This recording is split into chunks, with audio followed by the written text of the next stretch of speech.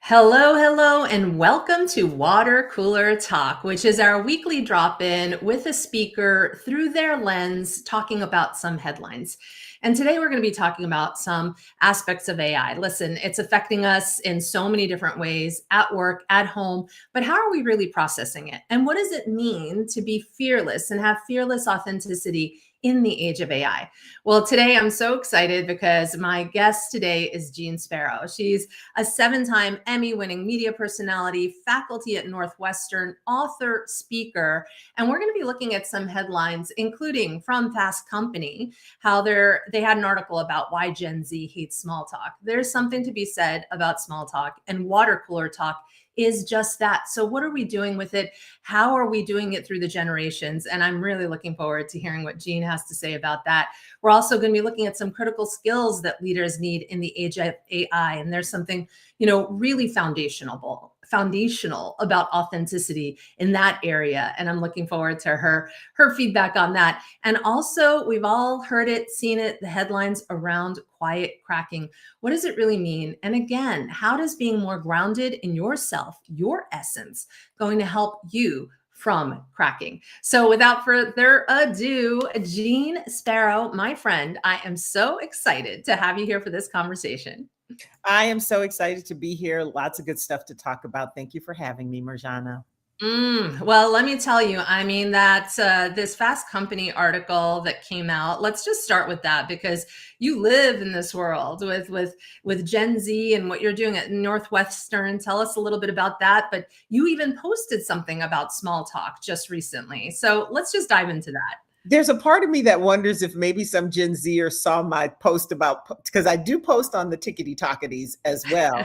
And I wonder if some child saw that and took umbrage with it. But whatever the case, because I do actually fight with my kids about that. And I call them my kids because that's what they are to me, even though they are young adults. But I do teach in a graduate program in communications. It's a Master of Science in Communication it's a professional program for people who are entering the business world to develop their communication skills from a variety of different ways. Most of my students are from marketing and communication, but many of them come from other, disciplines from undergrad, and they're using it, I think, either to delay their entrance into the workforce until they feel like they're ready, and or trying to prepare themselves for what they don't know, because I do feel like many of them are entering the program feeling like I'm not ready to actually work because I don't know how this works. And so the class I teach is executive presence and performance. So it's all about how you show up and how you communicate the ideas that you have. And I feel like small talk amongst a lot of people, and it's not just in Gen Zers, but small talk is underrated as a human connecting point. Yeah, yeah. And how's it? I mean, it's changed over the years, right? We're all even sharing how small talk shouldn't just be like, "Hey, how's your day? Great, how's yours?" It goes a few layers deeper if you do it right. But what is it about the younger generation that it seems like they just don't want to do it at all? I mean, it is We're like always pulling like teeth. this. I mean, Yeah. for them, their small talk happens digitally. So, and I don't want to discount that part because I think that's the part that's cringe for them, right? Is Mhm. that the things that they do to get a deeper connection in person happens digitally. Like it happens over text, happens over DMs, what have you. And so when they start interacting with people in person, especially with return to work, like I think that some of this was a bit masked when we were during the pandemic. So, you're also talking about a lot of people who joined the job force during the pandemic. So they were accustomed to dealing with situations, people, and getting to know them digitally in the same way they did socially, right? Mm. So, but here's the thing. I've also heard this throughout my life because as somebody who likes to talk, there are people like my mom was an introvert, and there are a lot of introverts who don't like small talk because they're like, and I've had friends like that. They're like, it feels vapid. It feels like it doesn't get me anywhere. It takes my Mhm. energy, whatever. But I think it's because we discount the on ramp to deeper relationships that small talk actually is, because small talk isn't saying, hi, how you doing? It's actually listening to the answer. Mm. Yeah, it's You more on know, that piece, like, right. It right. almost doesn't matter what your first question is, what your lead-in question is, but it's everything that happens after. Right, because it determines how you will keep going, right? So Mhm. if your question every day, like let's say you have to go back to the office now 3 days a week, right? You go into the office, you see people that you only usually see on Zoom. Hey, and let's say one of your work days that you have to go back is Monday. Okay, sorry if that happened to you. But so you go in on a Monday. How was your weekend? Actually listen to it. See, people will tell you what they've done at the high level, but read between the lines. What is important to them? Because I think this is one element of my keynote that I talk about a lot, that I think is the most important part of my work and my book and all of that, is that at some point in time we're going to have to sell somebody on something, whether it's an idea, whether it's, to move forward on something, to take action, to actually sell a thing. How are Mhm. you going to sell that to them if you don't know what they care about? And the way you find out what they care about is by actually listening to them. We don't listen. We Right. don't, and so it's like if you heard somebody always say, like, if Monday's a rainy day and they come in and you see they're dragging, and you're like, "Oh, you all right today?" I just can't stand the rain. It messes with my sinuses, whatever. Or it's cold, it's snowing outside. I hate the cold. Now you know something about them. What do they care about? What do they value? Right? Mm. What do they talk about on the weekend that they do on the weekends? I did this with my kids, or I did this with my friends, or I went to an art class, or whatever it is. Now you get a sense of who they are outside of work, which tells you something that you might actually find a connection with. How are you going to find those connections if you're not listening to the answers to the small talk? Mhm. Yeah. So what's your then solution at the end of this in terms of small talk, and how can we help guide, our kids, our teens, to start to understand this better? Encourage listening by actually listening yourself. Like, we as humans are mirrors for each other, right? All of us, and this, if you have kids or have ever even smiled at a child, when you smile at a child, they smile back. It is human nature. When you do something with That someone, sure doesn't happen in the teen years, Jean. exactly. And no, it doesn't. No, it doesn't. But if you force it, Yeah, yeah. Right. you There can't you get go. a choice out of it. But Yeah. but you also know, having teenagers, that they don't do what you say, they do what you do. Mhm. And I think all of us do that. So it's like, how there are people you turn to because they have a listening ear.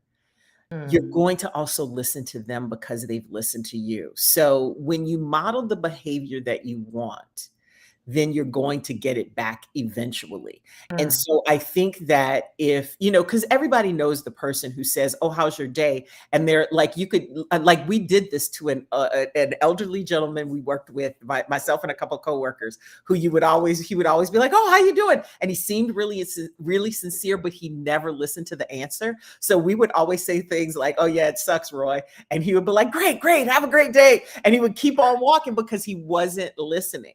Right? But Mm. when people Mhm. know the people that pay attention to them, and that's the beginning of whatever it is your relationship is going to be. So Yeah. you decide how you want to show up for a person, and Mm. see how they reciprocate, and where that can take it, and then take the small talk to something a little bit deeper. Ask Yeah. instead. It gives you a better way to ask the next question. So like the next Monday, when you have something from the weekend, "Oh, how was your kid's soccer game?" Mhm. All of a sudden you're talking about something they care about, and you're getting deeper in your relationship with them. Yeah, I love that. Well, I want to move on to a recent Harvard Business Review article. We were talking about the 5 critical skills leaders need in the age of AI. Now, there have been so many kinds of articles about this done all sorts of ways, but I really want to put your lens on it through authenticity and what you're seeing in terms of what leaders need now in AI. I feel like the people who are afraid of AI are afraid of it because they feel like they're going to be taken out of the equation completely. And anybody who's used AI knows that when you have I mean, how many of y'all argue with your chat GPT? Tell the truth, Mhm. you know, because sometimes I chat have a love fest with your chat GPT. You know me so well. How is that? because all of us do it. Yeah.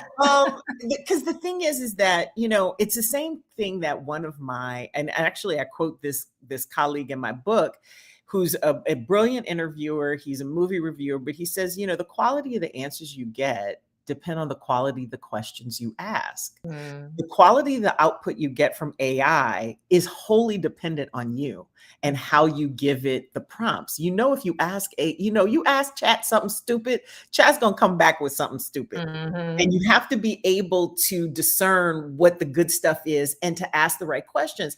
And when you see people using AI well, it's because they've continued to iterate and they've continued to engage with it as a human being collaborating. And I think when the way I look at it from my perspective is that when we understand what our gifts are and what we bring to the table, then we are able to bring that to any situation, including the way we use AI collectively. For instance, one of my cousins works for you know, a Fortune 100 company. And she, after she got her MBA, she started leading a team. And all of a sudden, this little AI bot pops up, you know, an internal AI bot pops up on their desktop, on their, you know, on their dashboard. But there were no instructions on how to use it. And I think that's a perfect example of what's happening with AI rollouts is that nobody's showing you what you should be using it for. mhm. Nobody's talking about it, but it's just there Yeah. because, okay, we don't want you using an external AI Mm, agent. We want you to use an internal one yeah, because of your processes and things like that. But yeah. where's the how? Yeah. Where's the And actually integration? even leaders aren't even taking time to figure out what the actual challenge is. They're like some leaders are like, "We just need to get this rolled out. Let's do it," without actually thinking that through. Yeah. Right. And so, and the thing is, because she's the type of person to play with gadgets and because she does that with our family, she started playing with her AI bot and figured out a way to get that agent to do a process they had been having issues with, at least in the initial stages. And it increased her team's productivity.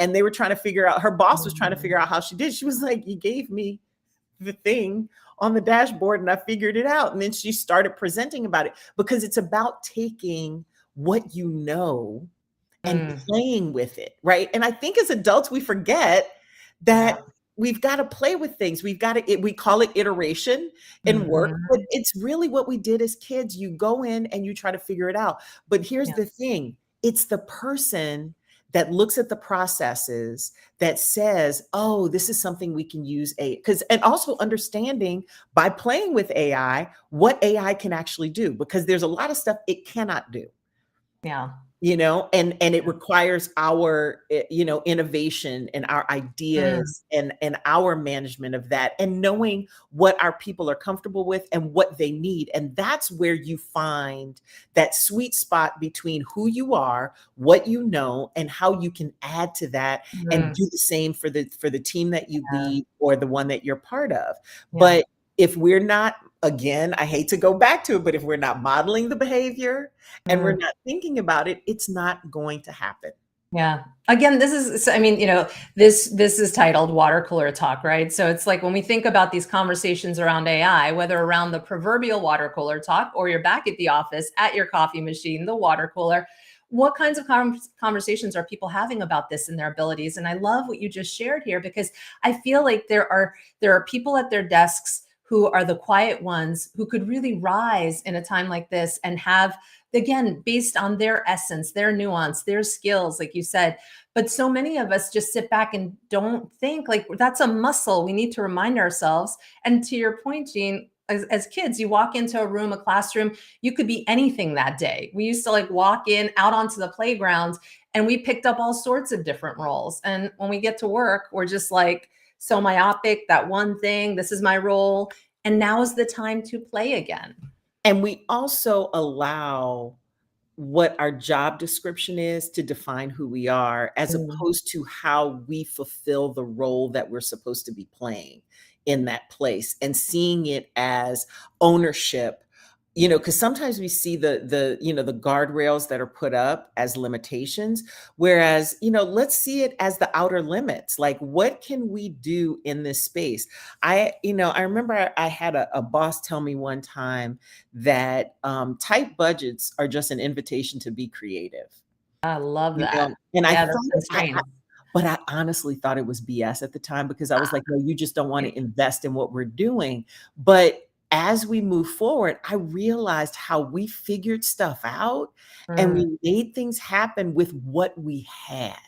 And then when we had more, we could do even more with it, Mm, because we already had that muscle of, wait, we only have so much to put into this. How can we make the most out of this? I think the same is true of anything. If something feels like a limitation, or if something feels like a replacement, because let's be honest, a lot of people fear that AI will replace them. And yes, it may replace some of your functions, but then as leaders, it becomes incumbent on you to say, okay, yes, this is going to take up some of this, but we're going to have some repurposing, because this is going to free you up to mhm, do more of the stuff and use more of what you know, instead of these repetitious things that you may not even like.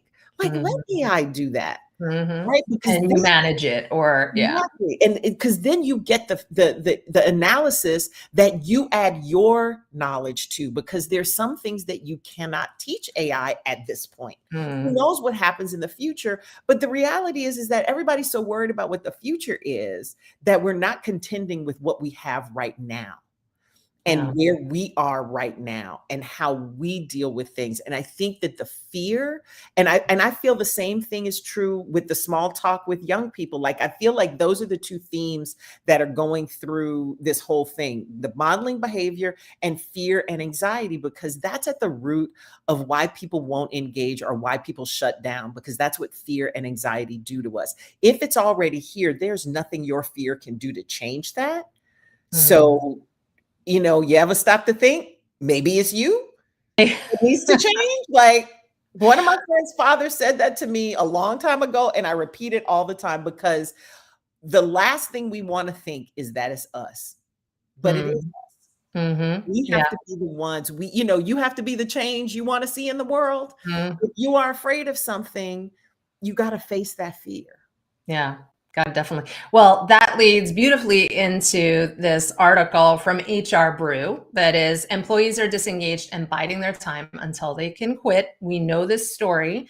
But the word quiet cracking, that's been coming up a bit more. And what just to call it out here, quiet cracking describes the feeling of increased disengagement, unhappiness amid all of the labor market, people feeling stuck at work. More than half of employees are still feeling that frequently 20% or occasionally 34% unhappy, and it's different from quiet quitting a little bit from what we've seen, but it's all coming back to the same thing about this disengagement. But I think where you were leading, even in what you just shared, is again, it's so much of this is on us still to figure out based on who we are, what we want. And I know there are plenty of people that'll be like, excuse me, if my boss isn't going to let me do that thing, so then you have to figure out, is this a situation where you actually have to leave, or is there still more that can be done? Have you raised your hand enough? Have you pushed forward enough? But what are your thoughts on that? So I think quiet cracking just got a name. I think it's always been there, especially at a certain phase in your career, because you've hit, a glass ceiling of some sort of feel that you have, and you're just kind of, biding your time until it's done. But here's the other piece of it. And this is where it comes back to you. So if you feel stuck someplace, ask yourself why you feel that first. Kind of define for yourself what it is. Is it because you feel like you can't get another job of the same caliber, or to do the same thing, or there's nowhere else to move up, or you feel like you don't want more responsibility? Because that's the other thing. Sometimes people go, okay, this is as far as I go with this. I have all these other things. Then what else can you focus on where that's not breaking you down? Right? Work is a good portion of our lives. So finding the purpose, finding the the reason to be there, I think, is important. And I hate to say this, and I know there are people who will disagree with me on this, but money's not enough. Mm, Money's not the only reason. Yes, we all love to pay our bills, and not being able to pay our bills creates a whole other set of problems that money does solve. But once you are someplace where you are earning what you feel you are worth or close to it, because I don't know that we ever feel that, mm, but where are you finding the satisfaction in your job? Is it, again, where have you lost the plot? mhm, Yes, you may not be able to do certain things. Yes, you may be restricted on certain things, and maybe you don't want to go out and look for a job, especially right now. I get it. mhm, But is there another way that you can be of service, either in your work, at your place of work, or outside of it, that will help you move through that quiet cracking? Because I think, mhm. honestly, I feel like that's just something that just got a name. I Yeah, think that yeah. is something that happens to a lot of people at mid to end career, when you're Mm, like 10, 15 years away from retirement and you're like, "You know what? I'm burnt out. I don't wanna climb any higher because I don't have that ambition to do that. I don't want those problems. This mm, is something else that is a priority for me." Because I have a lot of friends who are like that. yeah. When So you I think it's more of that? It's the people that are old have been in a company longer that are experiencing this? at least from the conversations I've been having. Mhm, Granted, I'm a woman of a certain age, so a lot of my friends are the same. But so if it's the thing that I think would be the biggest problem is if you are finding early to mid career people, like, so folks who have been in the market, in their jobs or in their careers for about 10, 15 years, if they're feeling stuck, then something's wrong with the system or with mm, that workplace. Like, it could also speak to workplace culture, not knowing all the details of where they, who they yeah, surveyed and how they came to this yeah, conclusion. I would say if it's happening in a company and you've got 20% of your people who are unhappy, then something's wrong with the company, yeah. I right? wonder if to that point, if you did more mentorship programs, because again, the legacy employees, they might be feeling a certain kind of disengagement. The younger employees might be feeling the same in different ways. And I wonder if, yeah, mentorships are something that bridges that gap a little bit more that we need to look at. I would even say, thinking of it instead of just as mentorship, yes, mentorship is important, but also think of it as sponsorship. Mm, and mhm, and building helping to build a succession plan, right? Like, if you don't plan to be in this job, who is it that's next? mm, Because we do shift at some point in time in our careers, even as we are continuing to add new things to our portfolios of experiences and jobs, even if we're not changing titles, even as we add other things, you have to think about who's going to be doing this when you move on. mhm. Even, Yeah. whether you're moving up or moving laterally or moving out entirely, are we really preparing the next generation for the things that they need to know, right? I mean, Mhm. this is true from just our conversation about small talk. Have we lost that recipe because we haven't impressed upon our young people how important that is to building relationships? Any salesperson who's good at their job is good at small talk because they get to know their clients, right? Mm. Yeah. So is somebody who's entering into sales not understanding that because they feel like being, small talk is cringe? Mm.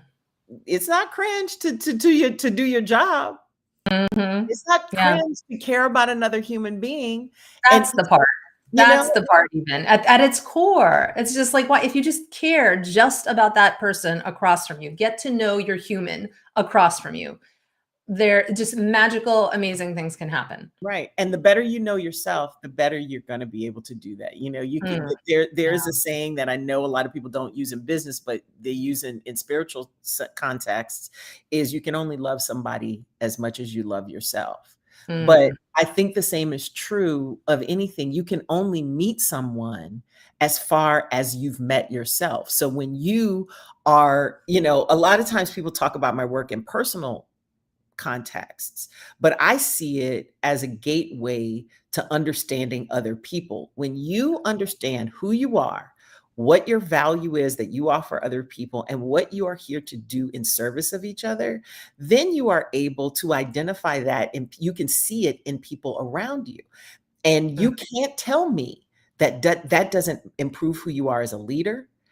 It doesn't improve how you collaborate or innovate. In fact, I feel like it's necessary. Once you know what you're good at, then you know what track you can take to grow in and expand in. Right?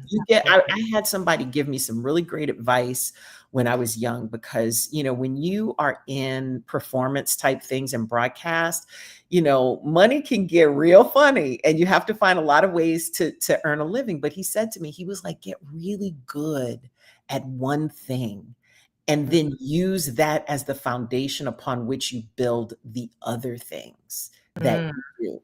right. And because when you get good at that one thing and you get that competency, then you get that confidence. And then you start to see how that one thing can be used in a lot of different ways. But Mm, we have to get to the place where we know what that is. And I think that's part of what quiet cracking is about, is that we don't feel appreciated. We don't feel like we belong. mm, And we feel like we're there to just tick some boxes until we can take our retirement. And mm. is that really how you wanna go out? Yeah. Yeah. Well, listen, Jean, I definitely want to keep us on time. And with the couple of minutes we have left, I just share a little bit about what I've loved about your work is, fearless authenticity. It really is about that level of communication that we have. And it all starts at that foundational level of knowing ourselves. And you have your framework around live it, tell it, sell it. But what do you just want to share with us in closing about what people could take away for their own water cooler talk when they're thinking about authenticity and how they could rise through the times of AI or any change that's happening now? Remember that you always have the power within you to change and adapt to anything that's going on externally. I think in times of change, we start to grasp outside of ourselves, looking for new things to add to the pot to make things better. When in fact, everything we need, we already have.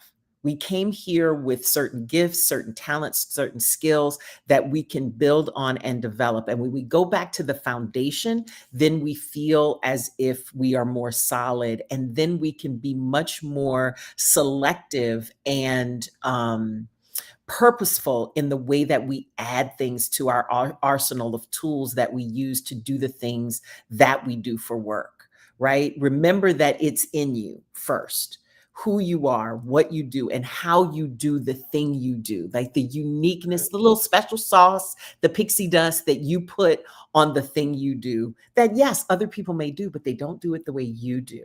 So when Mm, you are working from things from that foundation, then you're able to accommodate the shifting winds of time. mm. That's perfect. Well, thank you so much. And I know I'm going to be staying on for a little extended conversation with you, which we'll be sharing back with everyone. But again, it's about water cooler talk. What are you going to take away today to have your water cooler talk be about authenticity, about your essence? It is a muscle that we have to start training ourselves to think about. We don't often give ourselves enough time to think about who we are, how we show up, what we're doing. But now is the time, especially as we said, Jean, with AI and all the opportunities and challenges. I think the more that we can come together authentically, the more that we'll be able to figure out together. So thanks so much, Jean, and I'll see you on the other side. Thank you for having me, Marjana.